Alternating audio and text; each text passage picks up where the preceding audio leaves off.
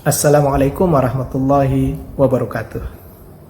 Terkait dengan semakin meluasnya penolakan terhadap Undang-Undang Omnibus Law, terutama dari kalangan buruh dan para pekerja, perlu kami sampaikan bahwa sesungguhnya Undang-Undang Omnibus Law ini tidak saja bermasalah pada sektor ketenagakerjaan, tapi juga bermasalah pada sektor-sektor lain yang diatur oleh undang-undang ini.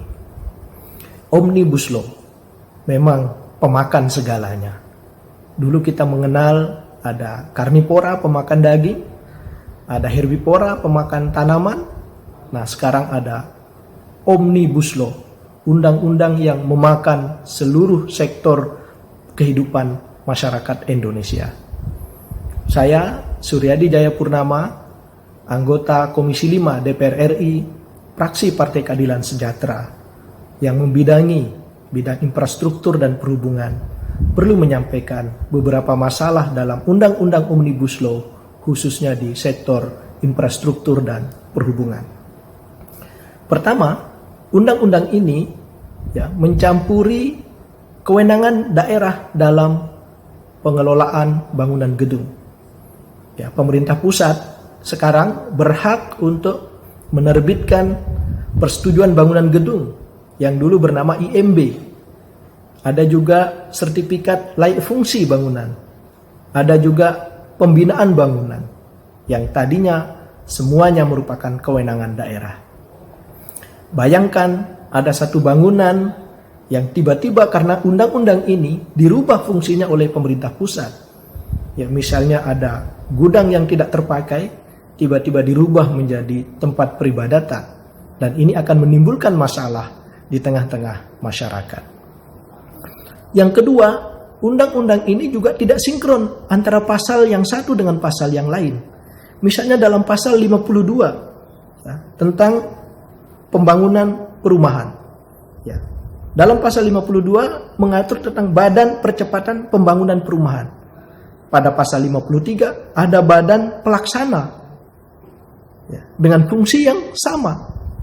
Kemudian dalam pasal 52 juga ada penghapusan syarat ekologis bagi bangunan gedung. Nah, pasal 53 juga mengatur tentang adanya syarat ekologis bagi rumah susun. Jadi dua pasal yang hanya berdekatan, bertetangga, sudah bertentangan. Ada hal lain juga, penghapusan pembatasan tenaga kerja asing di sektor jasa konstruksi. Pada undang-undang sebelumnya, Undang-Undang nomor Undang-Undang nomor 2 tahun 2017 tentang jasa konstruksi itu membatasi bahwa tenaga kerja asing hanya boleh di jenis-jenis pekerjaan tertentu. Nah, sekarang pasal 74 Undang-Undang nomor 2 tahun 2017 tentang jasa konstruksi itu sudah dihapus oleh Undang-Undang Omnibus Law pada pasal 54. Sehingga tenaga kerja asing sekarang bebas bekerja di sektor jasa konstruksi. Berikutnya adalah penghapusan peran BUMN dan BUMD dalam pengelolaan sumber daya air, yang dulunya sangat jelas diatur dalam Undang-Undang nomor 19 tahun 2019 tentang sumber daya air.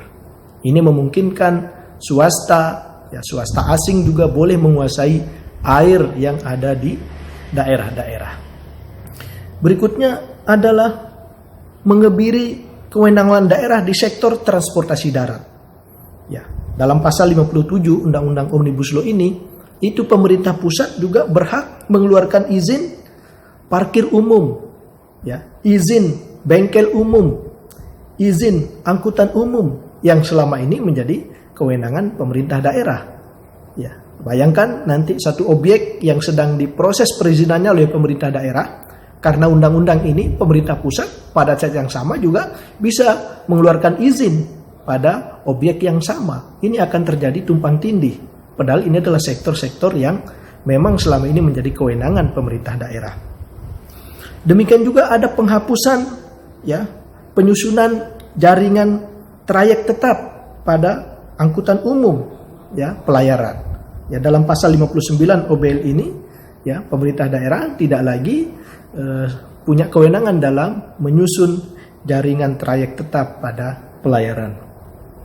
Selain itu ada peran UKM yang mulai dipinggirkan karena pada pasal 59 Undang-Undang Omnibus Law ini bahwa perusahaan nasional bisa menyelenggarakan angkutan perairan, ya walaupun itu skala kecil yang selama ini menjadi wilayah kerja dari para UMKM kita di daerah-daerah. Nah, termasuk penghapusan jangka waktu terminal khusus. Ya, pada undang-undang sebelumnya, ya pengelolaan terminal khusus di pelabuhan itu ada pembatasan waktu 5 tahun, dievaluasi, bisa diperpanjang atau bisa juga dihentikan. Nah, dalam undang-undang Omnibus Law ini, perusahaan asing ya bisa menyelenggarakan parkir khusus di pelabuhan-pelabuhan strategis kita tanpa ada batasan jangka waktunya. Dan yang krusial juga adalah tidak adanya pembatasan modal asing dalam pengelolaan bandara. Dalam Undang-Undang Nomor 1 Tahun 2009 tentang penerbangan, sebelumnya diatur bahwa modal asing tidak boleh lebih dari 50% dalam pengelolaan bandara. Nah, sekarang Undang-Undang Omnibus Law ini menghilangkan batas minimum, batas maksimum dari modal asing dalam pengelolaan bandara. Bandara adalah tempat-tempat strategis, ya, objek vital pemerintah dan juga aset dari bangsa. Bayangkan kalau bandara internasional, ya mayoritas bahkan seluruhnya sahamnya dimiliki oleh asing, maka tentu akan berpengaruh terhadap keamanan negara, kedaulatan negara. Dan yang terakhir adalah dihilangkannya kewajiban lapor setiap bulan bagi penyelenggara pelabuhan udara. Ya, sehingga ya penerbangan umum, penerbangan udara tidak lagi diwajibkan melapor setiap bulan. Ya tentu saja. Ya, ini akan membahayakan kedaulatan negara. Ya, akan berpeluang terjadinya penyelundupan karena pihak angkutan udara tidak lagi wajib melapor setiap bulan ya aktivitas penerbangan yang mereka lakukan. Nah, itulah beberapa masalah yang ada di Omnibus Law khususnya di sektor infrastruktur dan transportasi. Mudah-mudahan kita bersama-sama juga ikut menolak undang-undang ini karena tidak saja memakan sektor ketenagakerjaan, tapi juga Omnibus Law ini memakan segala sektor sendi-sendi kehidupan masyarakat kita. Demikian, Assalamualaikum warahmatullahi wabarakatuh.